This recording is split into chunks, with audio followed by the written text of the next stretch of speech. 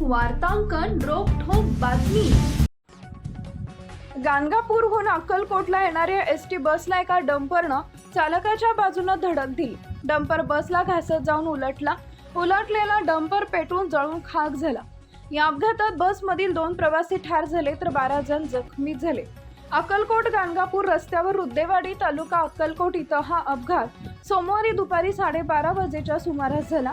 या अपघाताची फिर्याद बस चालक ज्योतिराम दिलीप चव्हाण वय वर्ष 39 राहणार डिकसाळ तालुका कळंब जिल्हा धाराशिव यांनी दिली आहे। संशयित अजय कुमार अर्जुन यादव राहणार पद्मा जिल्हा पलामू राज्य झारखंड याच्यावर गुन्हा दाखल करण्यात आला आहे। तो सुद्धा जखमी आहे। या अपघातात चंद्रकला लाडाप्पा हडपत वय वर्ष 18 राहणार चिक्केहळ्ळी तालुका अक्कलकोट व चांगदेव श्रीरंग लवटे वय वर्ष 78 राहणार सुकटा तालुका भूम जिल्हा धाराशिव या दोघांचा मृत्यू झाला।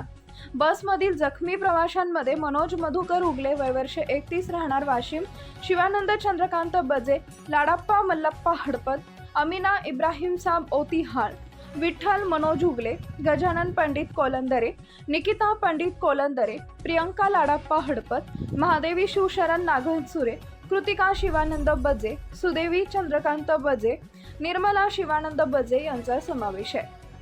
अपघातातील बस ही सोलापूर आगाराची असून ती गाणगापूरहून अक्कलकोट मार्गे सोलापूरला येत होती। रस्त्याच्या कामासाठी त्याच मार्गावर वाहतूक करणारा डंपर MH13AJ3960 हा अक्कलकोटहून दुधनी दरम्यान वाहतूक करत होता। चालकानं डंपर भरधाव चालवून बसला धडक दिली। त्याच्यावर अक्कलकोट दक्षिण पोलीस ठाण्यात गुन्हा दाखल करण्यात आलाय। या अपघातात मृत झालेली चंद्रकला अडकत हिचं नुकतंच लग्न ठरलं होतं। काही कालावधीनंतर तिचं लग्न होणार होतं। ती गाणगापूरहून तिच्या मावशीकडे गेलेली होती।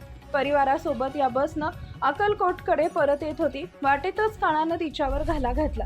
नवीन संसाराची स्वप्न पाहत असलेल्या युवतीवर अंत्यसंस्कार करण्याची वेळ तिच्या घरातल्या लोकांवर आली।